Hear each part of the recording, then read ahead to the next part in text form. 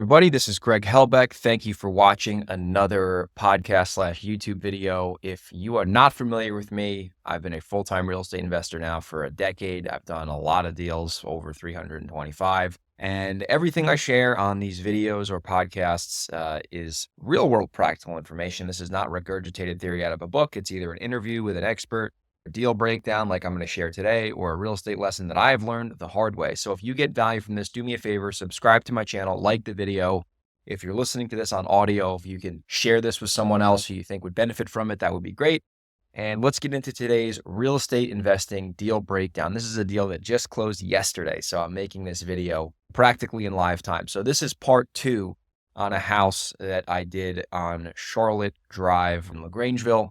So let's start at the beginning. So the way that this property was acquired was through a cold calling campaign. So I hired a company to basically make mass cold calls. And the funny thing about this lead was that this owner was not on any of the lists that we gave the company, which is a little strange. So I tried to search in my database and I couldn't find where the record came from. But anyway, address came in, spoke with our team.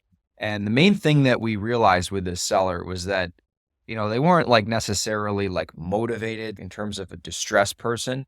They had a really good asking price and they had a really good house in an area that was phenomenal to do flips in. So, the owner was asking, I think $250,000, and we knew this thing was worth 400 practically as is. And we didn't know the condition, but I was just looking at this property and I'm like, even if this thing needs 50 grand worth of work, it's still a deal. So anyway, looked at the comps and we locked it up virtually. So we got the attorneys involved. We did the back and forth with the paperwork and we ended up putting it under contract. And then ironically, me and Brett were in New York together. So we're like, let's stop at this property, meet the owner, take some pictures. And then when we close on it, we'll know what the deal is in terms of what we have to rehab. So we met the owner there. And I was thinking this house was going to need some work, considering the price of $250. And house was in great shape. Kitchen was good. Bathrooms are good. It was clean. It really didn't need anything, a couple cosmetic things here and there, but nothing that would, scare you. So I was like, holy cow, we could make 6 figures on this thing for sure. So we end up, obviously continuing on with the deal. The way that I funded it was I raised private money from one of my main private investors. I borrowed the entire purchase price on this thing. So I was out of pocket, just the closing cost, which was around $10,000. Now, you're probably thinking, where was the hair on this deal, Greg? There had to be something that was a pain in the ass with this, and there was. So in this situation, the owner had a unpermitted AC system, and there was an issue with the deck. So there were 2 open permits. So I was like, all right, that kind of sucks. But the owner was so cool. He actually let me apply and get the permit before I closed, even though I would have done that afterwards. But we still had a month and a half to close. So while we were waiting to close, the owner gave me permission to basically get the permit on his behalf. It was an electrical permit with AC, and then there was a deck thing. So ended up applying, getting permits, sending an electrical inspector out there. It was good. The AC unit was fine. So I had to pay some fees. And then the deck was the same thing. I think we had to fix it and do a little footing work, but a little bit of a pain in the butt. It took me probably 3-4 weeks to do that. So when I bought the property and ended up closing, I already had my permits. So I didn't have to worry about anything coming back on the resale because number 1, we weren't going to rehab it. And number 2, we already got the permits. So I did all that heavy leg work up front.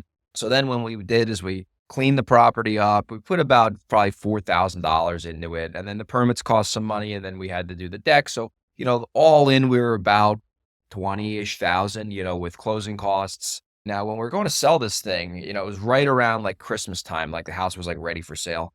So I was like, I don't want to put this house on the market during the holidays. People are singing Christmas carols. They're not probably buying houses. So I told my realtor, Christian, I said, why don't we just wait until 10 days after the new year to list this thing? So we listed the house, I think the second week of January, and it was an absolute feeding frenzy. People were flocking into this place. We had multiple. I think we had probably 10 offers on this house. And we took an offer, $35,000 over asking price. So we listed it for 400, had an offer for 435, took that offer. Buyers did their inspection. There were some things we gave them credit for. But at the end of the day, we ended up selling the property for $435,000, which is insane. So a little bit of a pain in the butt with the buyers on the back end. They were actually really cool, but anytime you're selling to retail buyers, it's not that they're a pain in the butt themselves. It's the process is a pain in the butt. You got to get the mortgage and then there's an attorney and it takes time. right? It takes time, but these were actually really cool buyers. They were super easy to work with and they did everything they said they were going to do. And there was really no hiccups on the contract and ended up closing yesterday. And it was all said and done. I got the wire and the net profit on this property after all expenses was $123,643 was a net. So obviously, that's a great profit. If I could do that on every deal, we'd probably be doing this podcast in the back of a yacht, but that's not the case.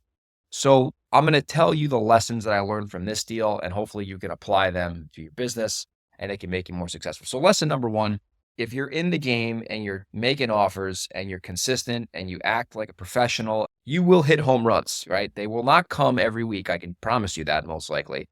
They will come a few times a year. So they're out there, but you have to understand they're not going to come every single week. You have to be really dialed in. And when these opportunities come along, you have to be prepared to take full advantage of them. Like if I wholesaled this house, I probably could have made $40,000, $50,000, but I would have left, whatever the balance of my profit was on the table. So when you get a deal like this, it makes no sense to wholesale it. Buy the house, clean it out, resell it, make as much money as you can because you're selling it for market value on the MLS versus selling it to a cash buyer for whatever they're willing to pay. So number one, home runs don't come every week, but when they come, they're great. And if you're doing enough marketing and you're out there and you're professional, you will get these deals, right? In pretty much any market that's got a decent sales price. Lesson number two, when you're getting a good deal, like in this case, I wasn't going to complain about the fact that there was open permits on the property because I knew that even if that would have cost me triple what it ultimately cost me, it still would have made sense. So I didn't get cute with the seller. I didn't say, well, let's renegotiate. I was like, hey, you got some open permits here, no problem. I'll fix them either way. You don't got to worry about them. So when you have hair on a deal with a big margin, it doesn't really matter. Just deal with it, fix it. It's not worth jeopardizing a potential six-figure opportunity. Lesson number three, these six-figure deals really move the needle for you from a net profit standpoint when you look at your year. Doing the $20,000, $30,000, $40,000 deals is great. It keeps the lights on, it puts some money in your pocket. But when you can stack up 3 to 5 of these six-figure net deals per year, that's really where your net profit comes from. Look at your company P&L at the end of the year and you're like, wow, I made X. Most of that X is coming from these six-figure deals because you're able to basically bundle, in this case, our average wholesale is like 20, 25,000. This case, we made 125 grand, right? Roughly. So we made basically 5 wholesale deals in one shot here, right? So they really move the needle for you from a net profit standpoint.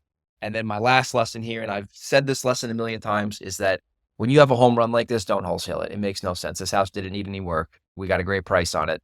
The owner was super cool. He wasn't distressed. He was very reasonable, and he just wanted to sell it for cash. So when you get a smoking deal like this, do not wholesale it. Take it down, put it on the market, sell it for as much as you can, and it'll really move the needle for you financially. So hopefully you got value from this. If you are in the Hudson Valley or you're in Seattle or Delaware and you have a house, send me an email, greg@velocityhousebuyers.com. Or send me an Instagram DM, and I will see you on the next REI deal breakdown.